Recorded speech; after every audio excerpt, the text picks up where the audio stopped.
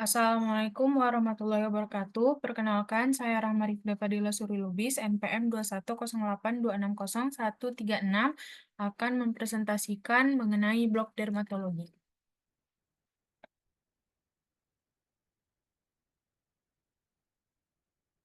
Baik, saya akan membicarakan tentang tinea corporis. Dari definisi, tinea corporis merupakan infeksi superficial jamur oleh jamur dermatofita.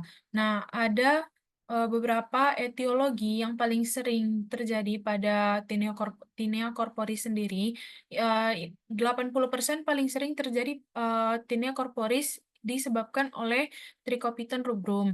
Tetapi ada referensi yang menyatakan bahwa Trichopiton mentagrovita dan Microsporum audoni juga bisa menjadi etiologi dari tinea corporis. Nah, selanjutnya pada anamnesa kita akan menemui keluhan pasien berupa rasa gatal dan kemerahan.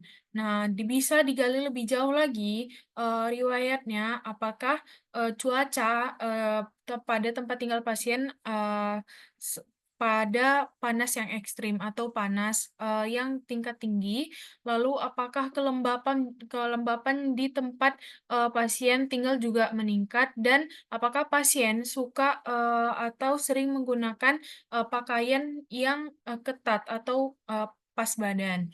Nah, hal-hal ini bisa menjadi faktor risiko dari pasien dari pertumbuhan jamur superficial pada kulit ini. Pada physical examination atau pemeriksaan fisik akan dijumpai sirkular atau ovoid dengan patch atau plak. Nah, khasnya pada infeksi jamur sendiri, dia eh, adanya central healing atau di tengah lukanya itu seperti sembuh, padahal bukan sembuh. Itu gambaran central healing seperti gambaran yang sudah saya cantumkan di sini. Lalu selanjutnya, penunjang apa yang bisa dilaksanakan atau dilakukan itu, yaitu skin scraping dengan pemeriksaan KOH 10%. Pada pemeriksaan KOH 10% akan dijumpai eh, HIFA dengan septa dan HIFA yang panjang.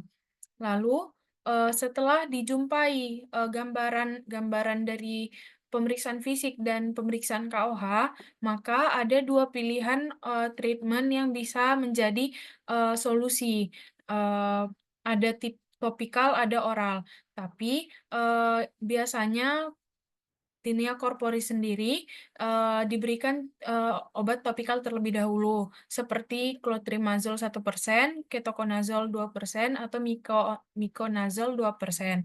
Nah, obat oral diberikan ketika eh, obat topikal tidak bekerja dengan maksimal atau tidak memberikan tanda-tanda perbaikan. Maka bisa diberikan terbinafin 250 mg 1 hari sekali selama 2 minggu, atau itraconazole 100 mg 2 kali sehari selama 2 minggu.